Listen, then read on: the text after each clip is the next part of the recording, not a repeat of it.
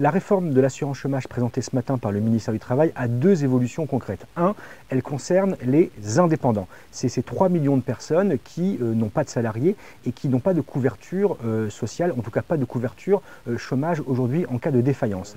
Pour ceux qui seraient en liquidation judiciaire et qui perdraient un revenu équivalent à 10 000 € par an, l'assurance chômage demain leur versera une allocation pendant 6 mois de 800 € par mois. C'est une vraie évolution parce qu'aujourd'hui, elle ne dispose de rien en cas de défaillance. Alors, il y a encore un certain nombre de cas à régler, de détails à préciser parce que ça reste encore très flou, mais c'est un droit nouveau, un vrai droit nouveau qui va être créé pour cette population-là. Les deuxièmes, ce sont les démissionnaires.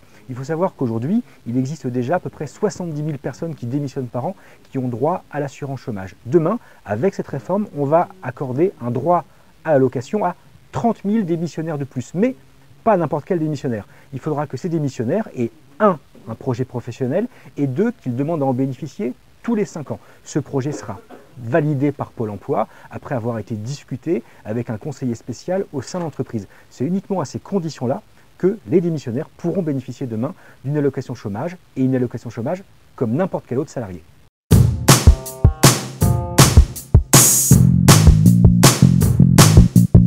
Alors, Emmanuel Macron, pendant sa campagne présidentielle, a fait beaucoup de promesses en matière d'assurance chômage. On voit qu'il est aujourd'hui confronté au principe de réalité et donc il a dû revoir un petit peu à la baisse son ambition et la copie qui a été présentée ce matin par le ministère du Travail ne correspond pas tout à fait au précepte qu'il avait lui-même développé, que le président de la République avait développé pendant sa campagne. Je ne prendrai qu'un seul exemple, le fameux bonus-malus sur l'embauche en contrat court, c'est-à-dire en CDD de moins d'un mois, dont il estimait qu'il était excessif dans certaines branches.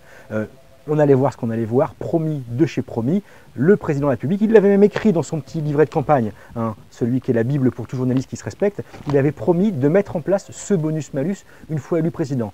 Qu'en est-il? Le bonus-malus, il n'y en a point dans la réforme qui a été présentée ce matin par le ministère du Travail, juste la menace, une nouvelle fois, la menace d'en mettre un en œuvre, et encore différent de celui qui avait été présenté au cas où les branches, les secteurs d'activité n'arriveraient pas à mettre en place un dispositif suffisant pour contrecarrer cette précarisation dans l'emploi. Donc on voit que sur ce point central de sa campagne présidentielle, aujourd'hui le président de la République recule et cède aux mêmes sirènes que ses prédécesseurs en faisant confiance aux partenaires sociaux et à l'autorégulation par branche des secteurs, sauf qu'on a vu par le passé à de maintes reprises que ce n'a jamais été suffisant.